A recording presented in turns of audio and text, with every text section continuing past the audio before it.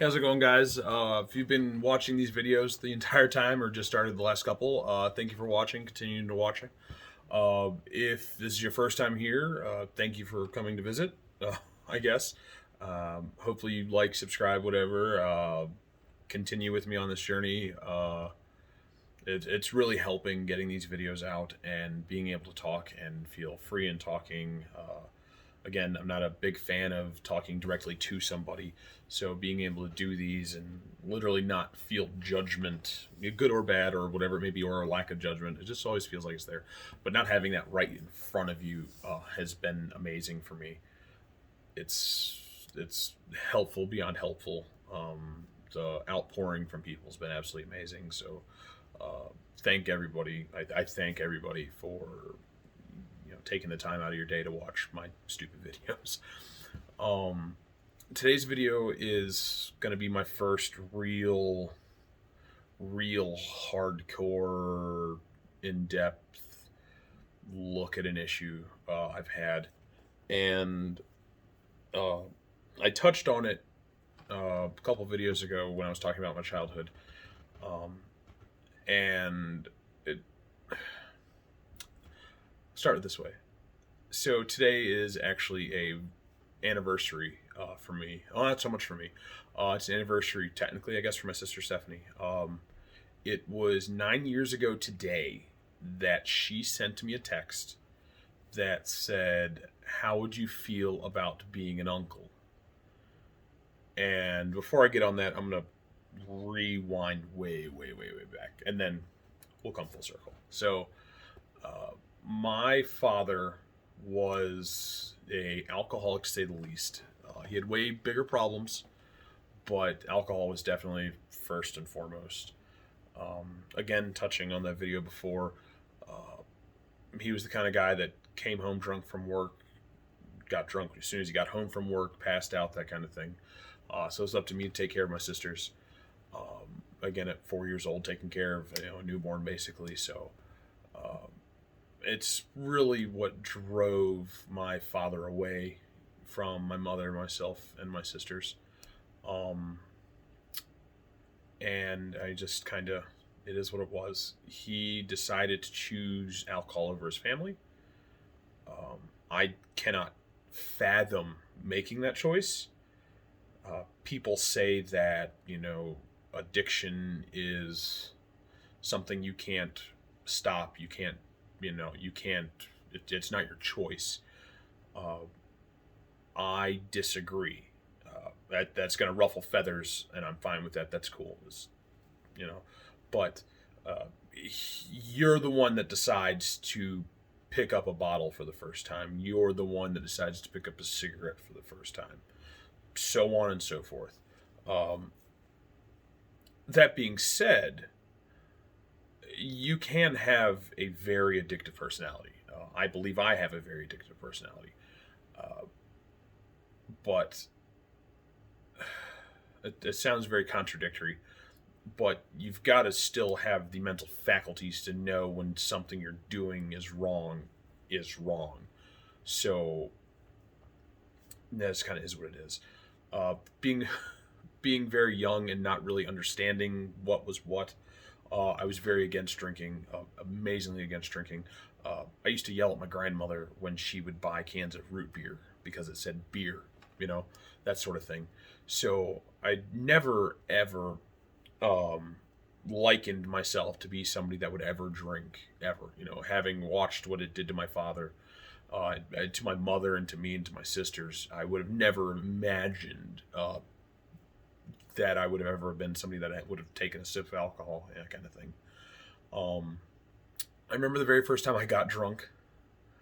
I was 19 years old, still at my mom's house, and me and my best friend to this day, Christopher Conser, aka Connie, decided we were going to be some Billy Badasses, and had my mom go buy us cases of Smirnoff bottles. That was a tremendous idea. And just pound and pound and pound and whatever. And I remember us like getting through a case each and being like, I don't feel a thing. We need another one. That kind of thing. and ended up getting drunk or whatever, and nothing crazy. It wasn't like puking and vomiting all over or anything like that, but definitely had a very healthy buzz that particular night. The first time I remember getting like real bad, real bad, very shortly after that, we were kind of doing the exact same thing. uh, Pretty sure we had some friends over. I don't remember exactly who off the top of my head, but again, pounding bottles of Smirnoff, because we were Billy Badasses, and uh, puking so loud in the basement that it woke up the entire house. For those that know me or have ever been near me when I regurgitate anything, uh, we're pretty sure that the Jurassic Park movie, they recorded some of my puking for the T-Rex sounds. Just so you know. It is very violent. It's just the way it is. Uh, it just whether I'm puking from being sick or actually being drunk or whatever, maybe it's just always very violent and loud. So, woke up the entire house and slept on the bathroom floor, all that kind of stuff. And what happened the next morning really should have been the thing that stopped me. It really should have. Um, I walked downstairs and there was a picture of, I don't remember the exact picture, but there was a picture of my dad sitting on the kitchen table.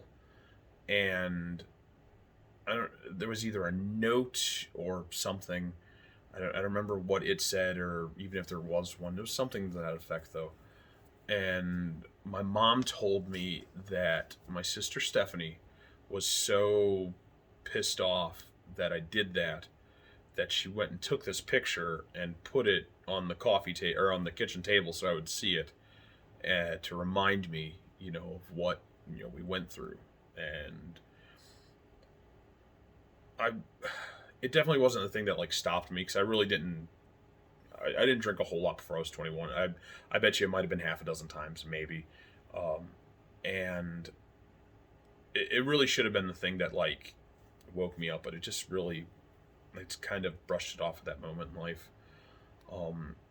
When I turned 21 is when it got real bad. It got to the point where I was paying bills and I was going to the bar basically. Saucy's, which is, it's my all-time favorite bar. Ended up working at it, loved it to death. Saucy's did a $10 all you can drink every Thursday, and it was cheap to do. Here's my $10 bill, fill me up, kind of thing. Super drunk, dancing, and just everything that goes with that kind of thing. I got to the point where it was just I was drunk 5 to 6 nights a week. That's what you do in Wisconsin. You drink. When I was working at Taco Bell, we would go to karaoke every Wednesday night, and honestly some of the funnest times of my life were there with those friends, and hanging out and singing and dancing, and some absolutely amazing people. Still some of my best friends. I don't see them nearly enough. I wish I did. But we get old. We all have families. It's something that naturally happens. There were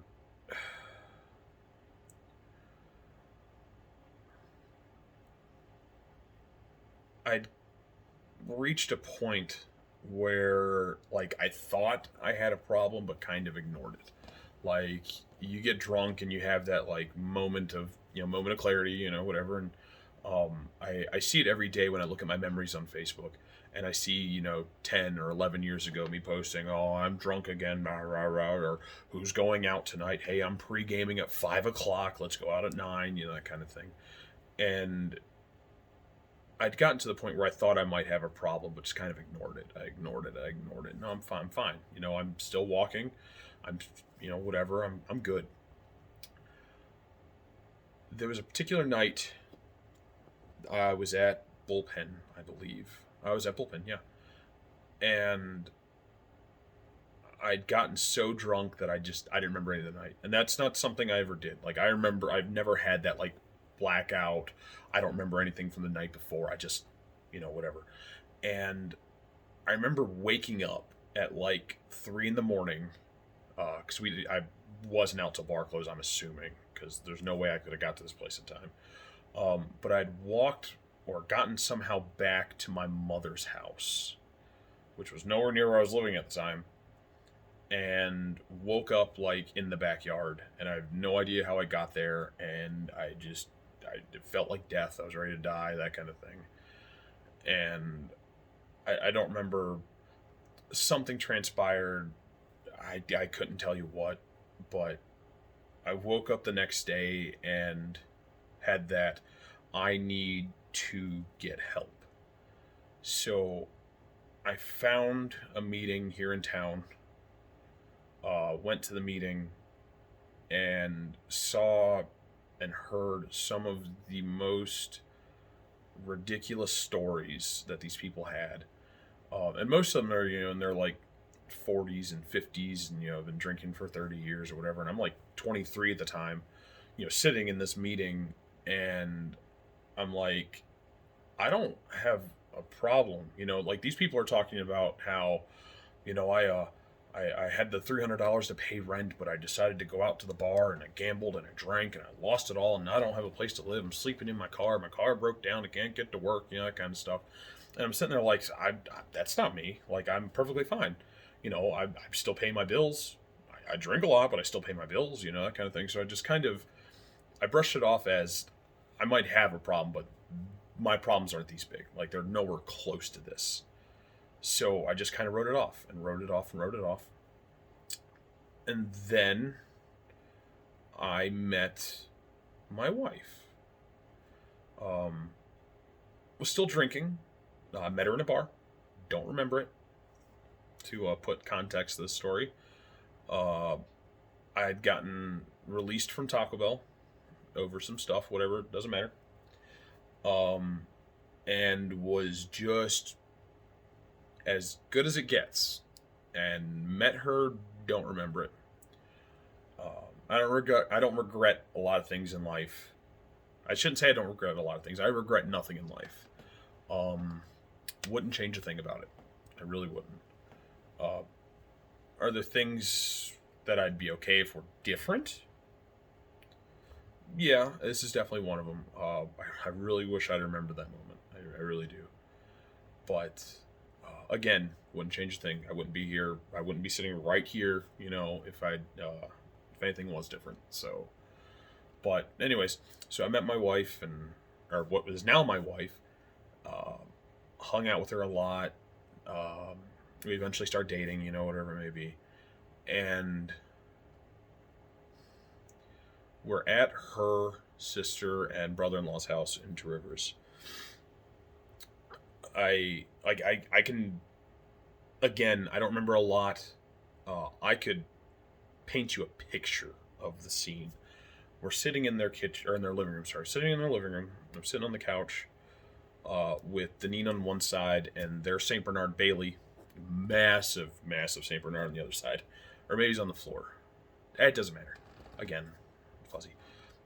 But I got a text from my sister, and all it said was, "How would you like to be an uncle?" And I was, again, just drunk out of my mind, like just gone. And it just, sober, like it just stone cold hit me. And I had so many emotions running through me at the time. I was excited, I'm going to be an uncle, it's cool, I'm not gonna lie, there was a little bit of anger, because it was, why is my sister pregnant? I'm gonna be honest. But I had a lot of,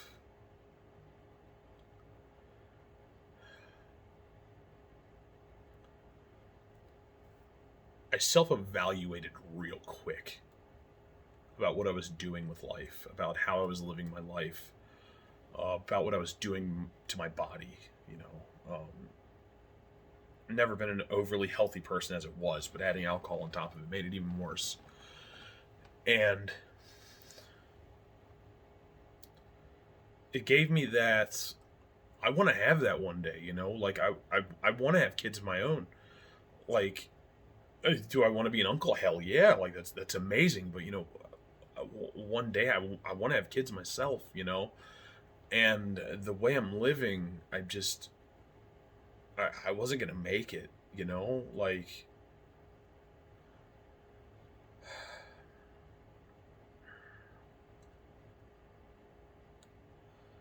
I just knew that if I kept going the way it was, that not only would I not see my kids, which God, I could not imagine. I would never get to meet this kid that was going to make me an uncle for the first time, and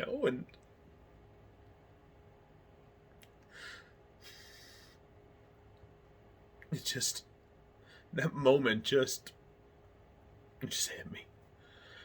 And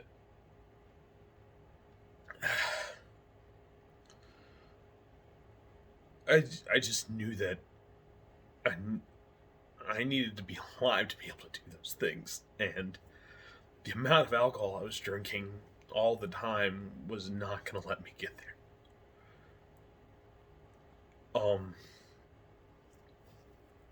I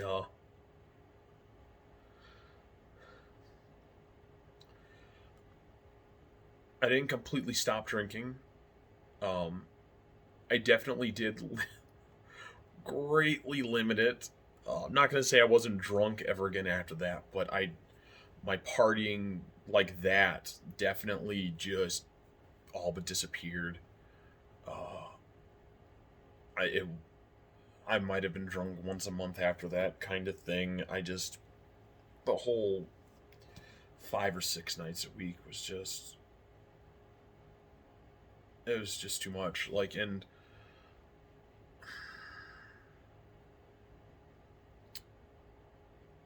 I've I've I've said this before online.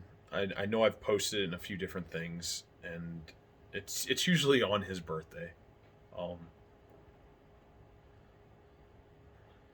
oh,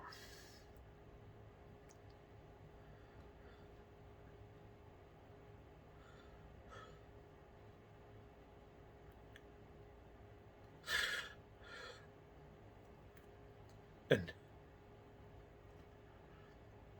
I hope one day when he's old enough to really understand this. This is the whole reason I wanted to make these videos.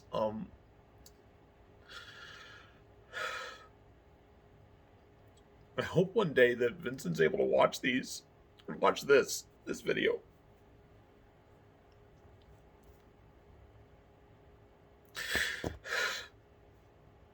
And understand how thankful I am for that little boy. I I firmly believe that that little guy saved my life.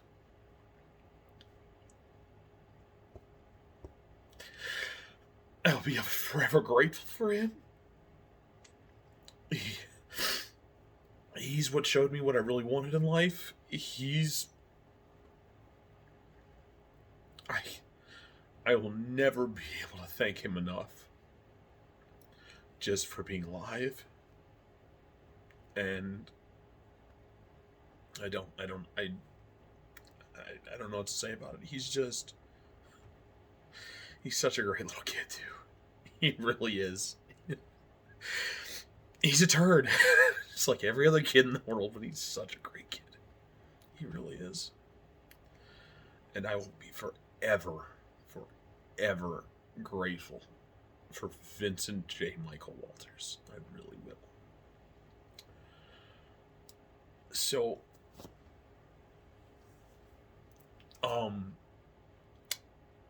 in the last couple months, I did decide to completely quit drinking. Um, I just, it's not worth it. It just wasn't worth it for me. I will never fault anybody for doing it. That's fine. I will DD all the time, but it's not for me anymore. I just don't want to do it. It's not my thing, I guess. You know, and like it's fine if it's your thing. It's just it's not mine anymore. You know, had that life, lived that life, had a lot of fun, a lot of great memories from it. But I firmly believe that if I'd kept going the way I was going, I wouldn't be here. I just wouldn't. Um, and I mean, and who else is going to annoy you guys with 20-minute YouTube videos? Lots of people probably, but yeah, one of them wouldn't be somebody you actually knew. So yeah, so that's the first real video, I guess. I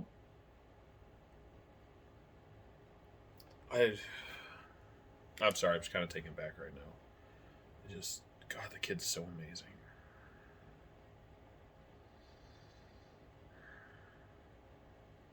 All right, so I really don't know how to end this, so I'm just gonna kind of end it, I guess. Thank you for watching. If you've still with me this long, again, sorry it's so long. Um, take care, guys. See you again in a few days, probably. What will I be talking about? I have no idea. No clue in the world. Um, but take care, guys. See you soon.